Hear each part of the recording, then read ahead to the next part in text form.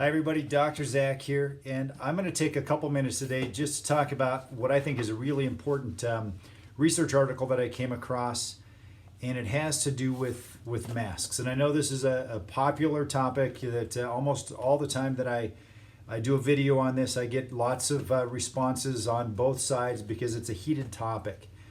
And I want you to know off the bat that I'm not telling you to wear this, I'm not telling you not to wear this, for a couple of reasons. One of those being that I am not a medical doctor. These are actually now, under the emergency orders that we're currently under, these are listed on the label here as a medical device. And so it would be against the law for me to tell you to wear one of these or not to wear one of these, because I am not a medical doctor and it's not within my scope of practice to do that. In fact, for anybody who's not a medical doctor to give medical recommendations, it is a felony. It's against the law. That's the same reason that you don't see me forcing anybody in my office to wear a mask, including my staff. It would be me violating a federal law by practicing medicine without a license, and I don't do that. I can't do that. And so I'm not here to judge. I'm not here to tell you what to do, but here's some information that's really important about some of the potential complications that can come from prolonged wearing of the masks. Now, couple things I want you to think about. We've just seen all over the media images of Dr. Fauci, our esteemed COVID expert. I say that tongue in cheek. I have no respect for this man whatsoever. I see him as really impacting people's health globally in a powerfully negative way. However, he has been elevated to a place of being an expert on these things.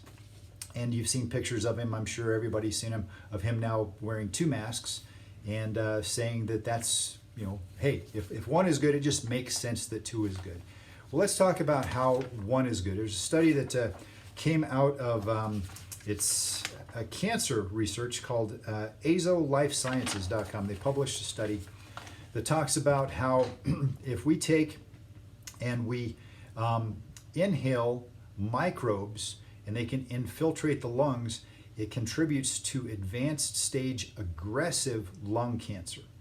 And so here's what, if we go through the article, it says, in the first paragraph, it says, the nose and the mouth were designed to take in oxygen without strain, uninhibited. Wow, that, nobody knew that, right? We thought we were supposed to be filtering all kinds of stuff and making it as difficult as possible for us to get air into our lungs. No, we're designed in such a way that we don't need any kind of resistance to do that. The resistance actually tends to increase tumor activity inside the lungs. But in addition to that, when we're wearing masks for long periods of time, what happens is the moisture in there tends to retain microbes as a breeding ground for them to actually start increasing. And when we breathe back in, we're going to breathe some of those microbes back in. Prolonged mask use then is going to cause more of that to enter into our lungs, increasing our risk of things like lung cancer. And having a friend from high school who died with lung cancer can, because it's taking this oxygen, which is the most vital element that our bodies need on a cellular level, and it's dispersing it through our bloodstream to every cell in our body.